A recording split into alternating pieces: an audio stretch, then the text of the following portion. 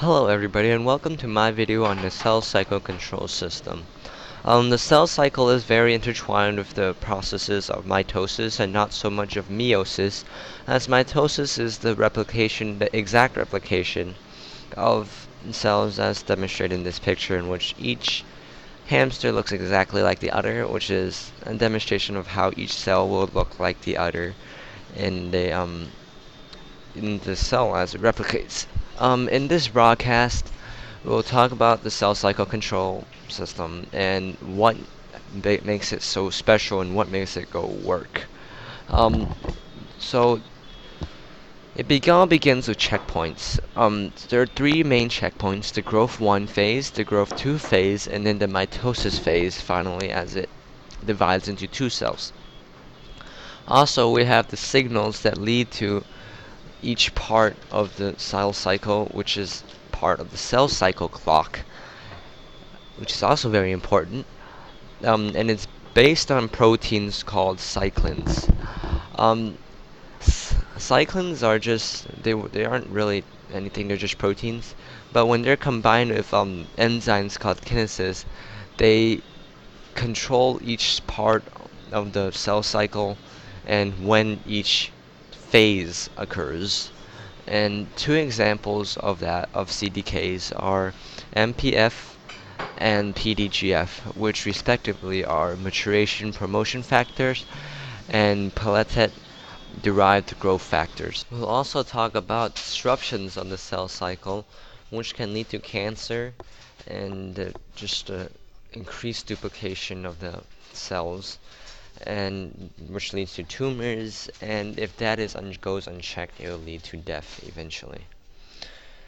Okay, we'll begin with checkpoints. Okay, so the cell cycle really relies on checkpoints to they're basically stoplights, if you want to take this analogy, in which each part of the cell cycle has a part. Like in the first growth stage, there is a checkpoint right around there that either tells the cycle to finish the whole cell cycle and divide, or it stops and goes into a phase called growth 0 phase, in which it does not divide, does not duplicate, or does not replicate.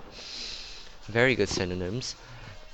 They The cell just performs what it's supposed to do, and this is really related onto the density dependent um, cells, which if it grows too much and goes unchecked, then it could lead to cancer, but we'll talk about that later. Um, another another growth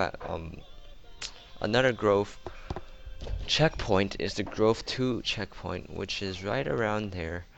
And this basically allows the cell to grow again before it enters the mitosis phase. And then there's the mitosis checkpoint right about there, which tells the cell to divide into two and go through telophase and whatnot. Okay, next we have the cell cycle clock, which is very intertwined with cyclin-dependent kinases, which are enzymes that are attached to proteins. As shown in this graph right here, cyclins are very intertwined with the cell cycle, as you know, shows around here. The different cyclins control different parts of the cell cycle. Like this right here is the checkpoint that initiates the whole cycle. And as you can see, it is very required for the whole cell cycle as shown in the concentrations. As I can tell here, cyclin E initiates the S phase.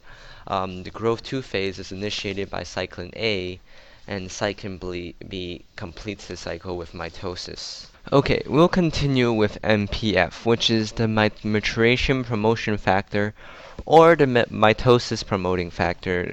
Two names for that, in case you were confused. Um, the mitosis promotion factor initiates basically the mitosis phase and assists the cell in splitting into two. As it goes through the phases, you can see it spikes right before mitosis and right before it occurs, and continues so on and so on. Um, this is mitosis promotion factor in meiosis, or I mean, it's a meiosis promoting factor, if I can say it that way, which shows it ovulating in metaphase 2 and then splitting into 2. That went opposite way. Okay. And then we'll talk about, okay, and I am talking about PDGF, which is the platelet derived growth factor. Probably did not say that right.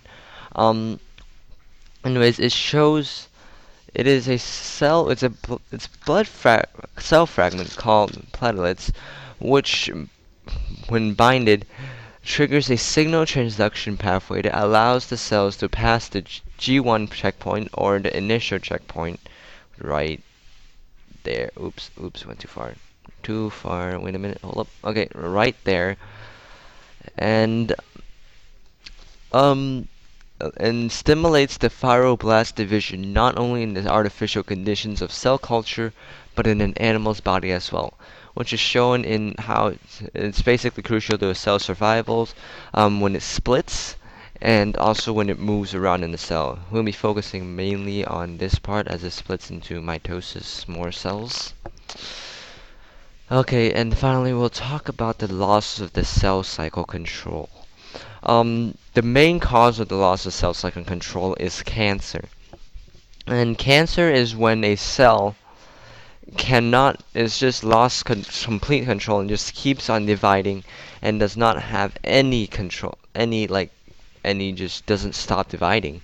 And it's a terrible disease because the cell immune system recognizes the cell as foreign and it begins to eat itself until if it cannot eat it, it will just continue spreading and spreading, and then a tumor forms, which, as shown here, these are normal cells, and this is a cancer cell.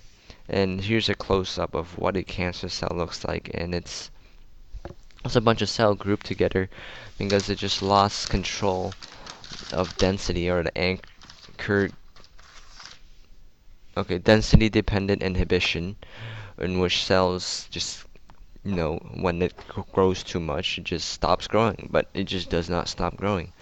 And this is a terrible disease, and if unchecked, it can lead to a lump, sort of like forming, but I couldn't exactly show that on this PowerPoint. It's pretty morbid and grotesque.